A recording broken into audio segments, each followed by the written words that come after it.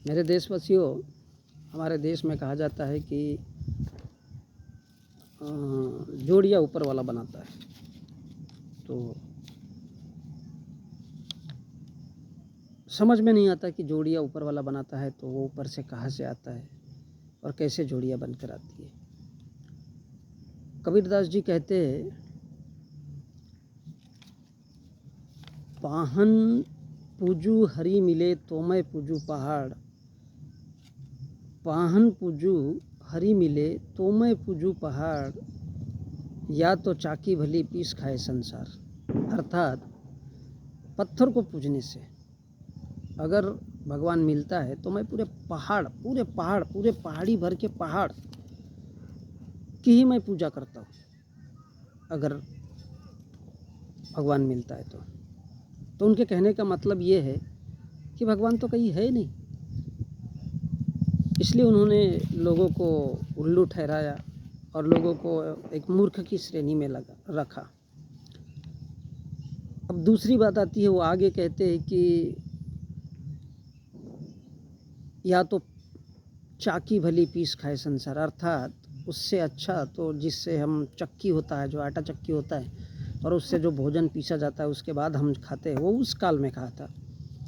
तो वो उनके कहने का मतलब सीधा सा शाब्दिक अर्थ ये है कि भोजन जो जिसे हम ग्रहण करते हैं वो असली भगवान है, जो हमें जिंदा रखता है। ऐसा नहीं कि लोग कह देते हैं कि हमें भगवान ने पैदा किया है, तो ये कोई बात नहीं है कि भगवान ने पैदा किया, मतलब ये इंसान का भ्रम है। और इस भ्रम को दूर करने के लिए उन्होंने कहा था कि पाहन पूजू हरि मिले तो मैं पूजू पहाड़। तो ये एक बात हो गई। अब यदि हम इस संदर्भ में दूसरी बात को लेते हैं तो मराठी में बड़ी अच्छी उसके लिए कहावत है, मातीचा देव त्याला पाण्याचा भेव, सोन्याचा देव त्याला चोराचा भेव आणि लाकडाचा देव त्याला सड़ाईचा भेव। और ऊपर से और आगे में लाइन लिखा हुआ है कि बाजारचा देव बाजारचा भाजीपाला नाही का। तो इसका अर्थ यह है, यहाँ पर भी एक संत है, कोई गहरे चिंतन वाले संत है, नाम तो मुझे नहीं मालूम, लेकिन ये भजन और कीर्तन के रूप में रोज बजता है और बड़े शौक से लोग इसे सुनते हैं। तो इसमें उस लिखने वाले संत ने कही है, मुझे नहीं मालूम कि अभी वो कौन है, तो उन्होंने कहा है कि अगर मिट्टी का देव है, देखिए वो उल्टा लैंग्वेज में बात कर रहे हैं कि अगर मिट्टी का देव है तो उसको पानी का डर है, क्योंकि अगर हम मूर्ति बनाते हैं मिट्टी की और उसके ऊपर अगर पानी चला जाए तो उसका रंग उड़ जाता है, यानी वो वेस्ट हो जाता है, गल जाता है। अगर वो सोने की मूर्ति है तो उसको चोर उठा के लेके जाएगा, कभी भी उठा के लेके ही जाता है, ये कोई बड़ी बात नहीं है।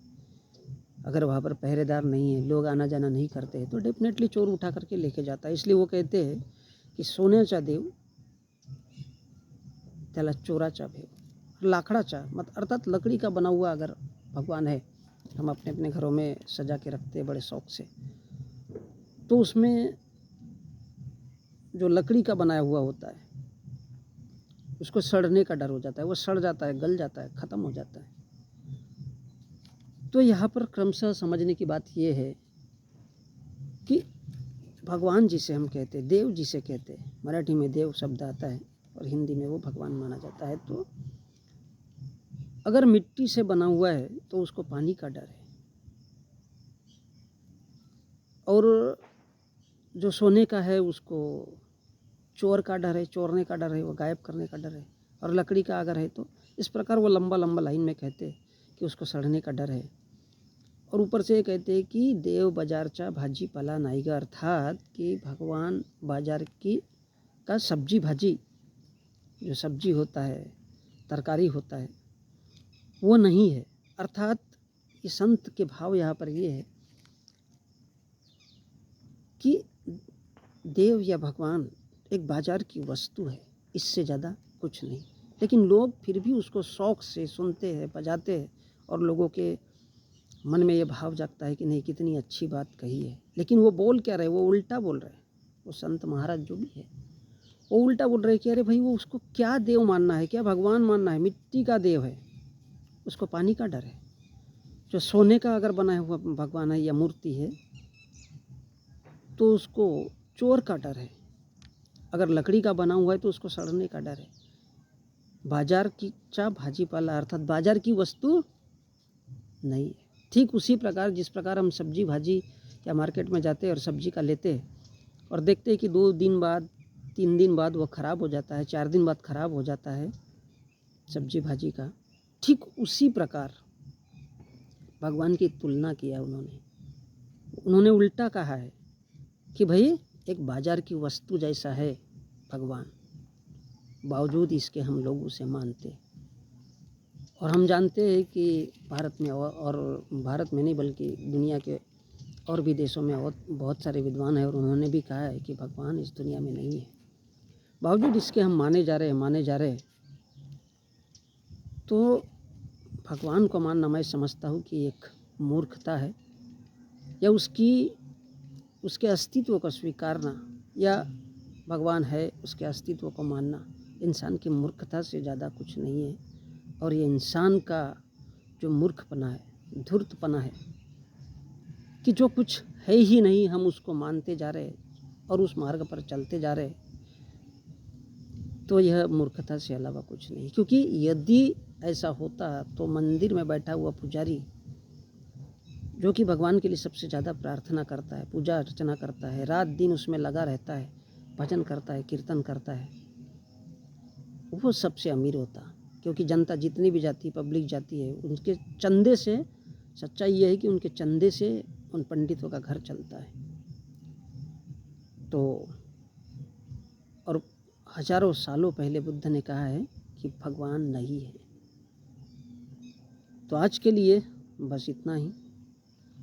मुझे लगा कि शायद ये सब्जेक्ट भी ज़रूरी है और इस पर बात करना चाहिए। तो ये अलग अलग लोग थे जिन्होंने अलग अलग तरीके से कहा है, लेकिन हमारे देश में फिर भी ये बात कही जाती है कि जोड़ियाँ ऊपर वाला बनाता है।